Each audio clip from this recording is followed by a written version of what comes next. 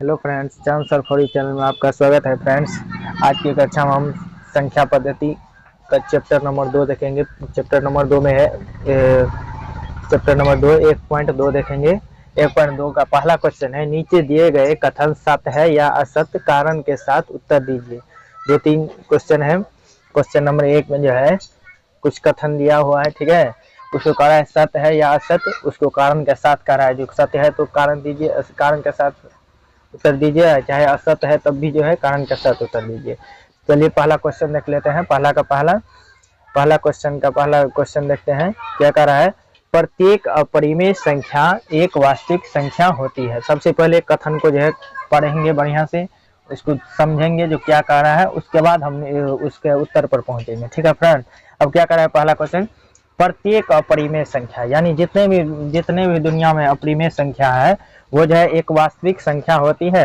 तो ये क्या हो जाएगा, कथन सत्य या असत्य। हम पढ़ाए थे जो वास्तविक संख्या कितने प्रकार के होते हैं। वास्तविक संख्या को हम दो प्रकार में, यानी एक परिमेय संख्या में और दूसरे को अपरिमेय संख्या में। ये पढ़ाए थे अपरिमेय संख्या, यानी वास्तविक संख्या कितने प्रकार के, दो प्रकार के। यानी दुनिया में जितने भी अपरिमेय संख्या और परिमेय संख्या होगा वो जो है क्या होगा, वास्तविक संख्या होगा, वास्तविक संख्या। तो इस तरह से जो पहला कथन क्या हो जाएगा, जो कह रहा है प्रत्येक अपरिमेय संख्या, यानी जितना भी अपरिमेय संख्या है वो जो है कह रहा है एक वास्तविक संख्या होगा। तो ये क्या हो जाएगा, कथन सत्य हो जाएगा। इसका डायग्राम ऐसे बना सकते हैं हम। ये हो जाएगा आपको अपरिमेय संख्या का, अपरिमेय संख्या, और इसके बाहर में क्या हो जाएगा आपको, वास्तविक संख्या, वास्तविक संख्या। ये हो गया। अब दूसरा कह रहा है इस तरह से क्या हो जाएगा, पहला कथन आपको सत्य हो जाएगा। क्या हो जाएगा, सत्य। दूसरा कथन देखिए, दूसरा कथन में कह रहा है, फिर दूसरा कथन को भी ऐसे ही पढ़ेंगे। उसके बाद पढ़ने के बाद जो है डायग्राम से समझेंगे ये कथन सत्य है या असत्य। दूसरा क्वेश्चन, तीसरा क्वेश्चन भी यही है, इसीलिए पहले जो है ये यही समझ लेता है। डायग्राम बना हुआ है, समझने में अच्छा रहेगा। जैसे ये हो गया था परिमेय संख्या, अपरिमेय संख्या, ये हो गया वास्तविक संख्या, ठीक है फ्रेंड। तीसरा क्वेश्चन पहले देख लेते हैं। तीसरा क्वेश्चन में कह रहा है प्रत्येक वास्तविक संख्या, यानी प्रत्येक जितना भी वास्तविक संख्या होता है दुनिया में वो एक अपरिमेय संख्या होती है। यानी जितना भी परिमेय संख्या अवास्तविक संख्या वो अपरिमेय संख्या होगा, नहीं होगा। क्यों? तो क्योंकि वास्तविक संख्या परिमेय भी होता है और अपरिमेय भी होता है। इसीलिए इसका डायग्राम इसी तरह से बन जाएगा, यानी अपरिमेय संख्या अंदर में होगा और वास्तविक संख्या बाहर में होगा। इसीलिए ये जो भाग जो रह जाएगा वो अपरिमेय संख्या नहीं होगा। इसीलिए दूसरा कथन क्या हो जाएगा, तीसरा कथन ये असत्य हो जाएगा, ठीक है फ्रेंड्स। आपको जो है पहला और तीसरा हम देख लिए। अब दूसरा क्वेश्चन देखते हैं, दूसरा नंबर।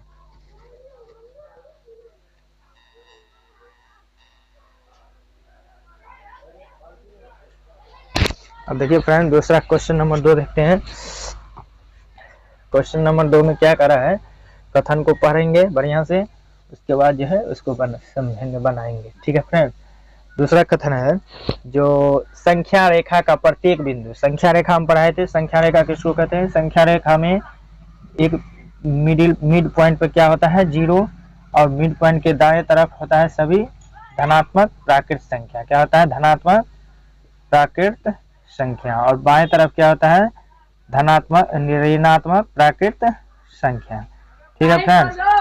इस तरह से हम बना लिए, अनंत तक होगा ये। अब क्या करे कथन, संख्या रेखा का प्रत्येक बिंदु, यानी संख्या रेखा का जो है ये सब बिंदु हुआ, क्या हुआ, ये बिंदु हुआ, यानी कि संख्या रेखा का प्रत्येक बिंदु रूट एम, यानी ये सब रूट एम में है, यानी कह रहा है जितना भी बिंदु होगा सब रूट एम के रूप में होगा, जहाँ पर एम जो है एक प्राकृतिक संख्या है। यहाँ पे हम एक संख्या लेते हैं रूट, इसको जो हम अगर रूट के अंदर रखेंगे रूट एक, तो रूट एक को कितना लिख सकते हैं हम, रूट एक बराबर लिख सकते हैं रूट एक गुने एक, यानी रूट एक का क्या हो जाएगा, स्क्वायर।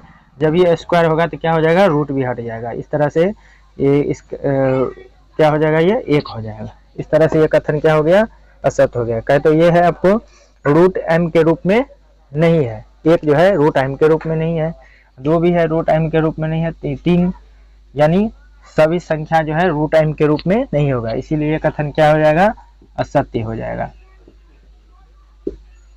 अब क्वेश्चन नंबर 2 की तरफ जाते हैं हम लोग। क्वेश्चन नंबर 2 देखते हैं क्या कह रहा है। फ्रेंड्स क्वेश्चन नंबर 2 देखते हैं हम। क्वेश्चन नंबर 2 में कह रहा है क्या सभी धनात्मक पूर्णांकों के वर्गमूल अपरिमेय होते हैं? यदि नहीं तो एक ऐसी संख्या के वर्गमूल का उदाहरण दीजिए जो एक परिमेय संख्या है। अब यहाँ पर पहले क्वेश्चन को पढ़ लीजिए, एक बार मैंने समझ आ रहा है तो 2 बार पढ़िए। देखिए क्या करें, क्या सभी धनात्मक पूर्णांकों के वर्गमूल अपरिमेय होते हैं? यदि नहीं तो एक ऐसी संख्या के वर्गमूल का उदाहरण दीजिए जो एक परिमेय संख्या होता है। देखिए अब हम इसका उत्तर दे रहे हैं नहीं होगा, ये पूर्णांकों के वर्गमूल अपरिमेय नहीं है। कैसे, हमको कह रहा है उदाहरण के साथ, एक उदाहरण देने के लिए तो कैसे हम बता सकते हैं जो अपरिमेय, एक ऐसी संख्या के वर्गमूल का उदाहरण दीजिए जो एक परिमेय संख्या है, यानी ऐसी उदाहरण दीजिए जो धनात्मक संख्या हो। तब धनात्मक संख्या दुनिया में बहुत सारे हैं, हम गिन नहीं सकते हैं। जैसे हम एक उदाहरण के तौर पर 1 ले लेते हैं, ये क्या है, एक धनात्मक संख्या है। क्या है, ये एक धनात्मक संख्या है। अब इसको जो है, ये एक धनात्मक संख्या है और इसको जो है हम p/q के रूप में लिख सकते हैं। कैसे लिख सकते हैं, एक को हम 1/1 लिख सकते हैं जी, लिख सकते हैं। अब ये जो है p/q के रूप में लिखा गया, p/q के रूप में, यानी p और q, ऊपर में p हो गया और नीचे में q हो गया। अब q बराबर नहीं है 0, q बराबर नहीं है 0, तो परिमेय संख्या का फॉर्मूला होता है, कथन होता है जो परिमेय संख्या कौन सा हो सकता है, ये हम प्रश्नावली 1.1 में पढ़ाए थे, जिसे p/q के रूप में लिख सकते हैं। और q बराबर नहीं है 0, तो वह क्या होगा, परिमेय संख्या होगा। यहाँ पे क्या हो गया, एक जो है परिमेय संख्या है, लेकिन जो है p जो थी, एक जो है धनात्मक पूर्णांक है और ये जो है परिमेय संख्या है। इस तरह से क्या लिख देंगे, क्योंकि एक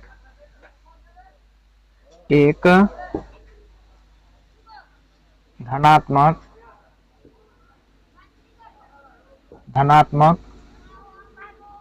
पूर्णांक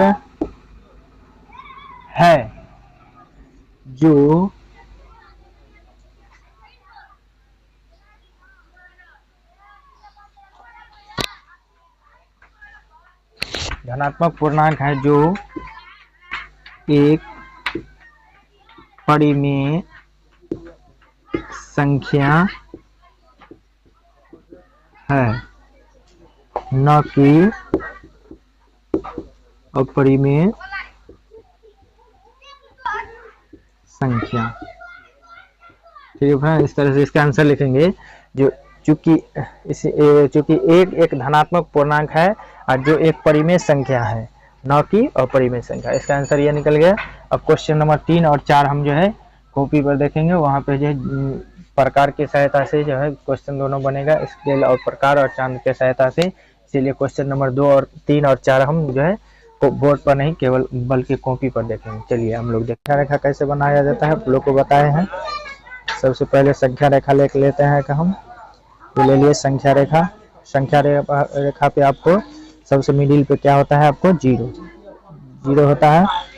और यहाँ से क्या करेंगे, एक इकाई का दाएं तरफ पॉजिटिव यानी धनात्मक एक इकाई ले लेंगे। ठीक है फ्रेंड्स, अब यहाँ पे देखिए एक इकाई हम ले लेते हैं। एक इकाई इधर ले लिए 1 और ये हो गया आपको 2, यहाँ पे 2 इकाई हो गया। 2 इकाई ले लिए यहाँ पे 2 इकाई। आप क्या करेंगे, चांद की सहायता से 90 डिग्री का यहाँ पे कोण बनाएंगे। चांद की सहायता से 90 डिग्री का यहाँ पे हम इस बिंदु से 2 इकाई वाला बिंदु से यहाँ पे क्या करेंगे, 90 डिग्री का कोण बनेगा। 90 डिग्री यहाँ पे देखिए चांद की सहायता यहाँ पे 90 डिग्री हो गया। यहाँ पे बिंदु दे दिए और हमको यहाँ पे 90 डिग्री लंब जो है यहाँ पे एक इकाई लेना है। एक इकाई का लंबाई ले लेना है आपको। यहाँ पे एक इकाई ये ले लिए लंबाई, और यहाँ पे देखिए यही हो गया आपको 90 डिग्री। यहाँ पे क्या हो गया 90 डिग्री। अब इसका हम इस इकाई का नाम दे देते हैं। यह यहाँ पे हो गया A, यहाँ पे हो गया आपको B और यहाँ पे हो गया C। आप क्या करेंगे, स्केल की सहायता से तीनों बिंदु को मिला देंगे। यहाँ पे C बिंदु और A बिंदु को क्या करेंगे, मिला देंगे। इस तरह से हम दोनों को मिला दिए, यही हो गया √5। ये हो गया आपको एक इकाई,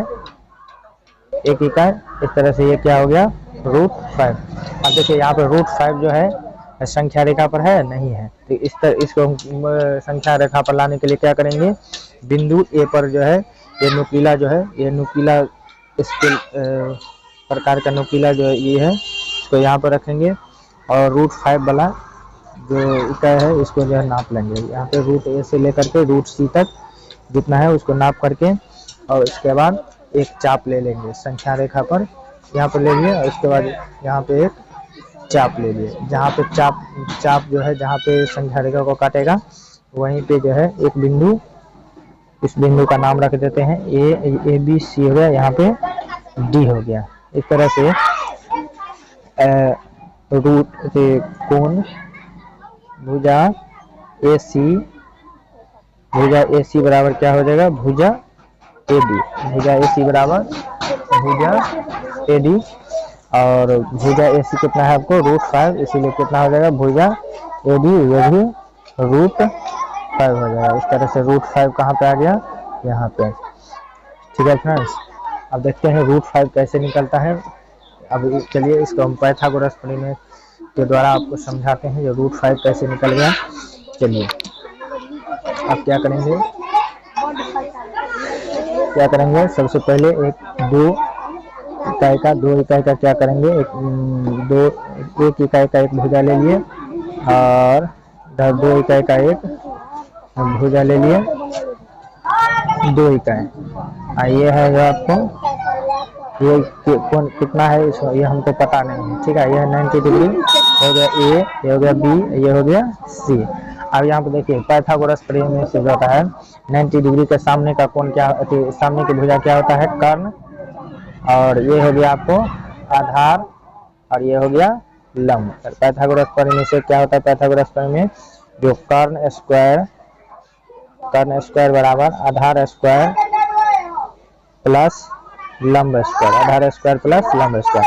अब यहाँ पे देखिए आधार स्क्वायर हमको मालूम है 2 स्क्वायर हो जाएगा प्लस 1 का स्क्वायर, 2 का स्क्वायर 1 का स्क्वायर कितना होगा, 2 का स्क्वायर हो जाएगा आपको 4 और 1 का स्क्वायर आपको हो जाएगा 1, यानी 4 1 कितना हो गया 5। अब यहाँ पे या कर्ण स्क्वायर बराबर, यहाँ पे भी हो जाएगा या कर्ण स्क्वायर बराबर या कर्ण स्क्वायर बराबर। अब यहाँ पे देखिए स्क्वायर को अगर हटाएंगे तो रूट के बराबर उसके में क्या हो जाएगा रूट हो जाता है, तो यहाँ पे कर्ण बराबर क्या हो जाएगा, कर्ण बराबर √5। इस तरह से हमको कर्ण का जो है √5 निकाले। इस तरह से आज का चैप्टर समाप्त होता है। अब अगली कक्षा में हम लोगों को मुलाकात प्रश्नावली 1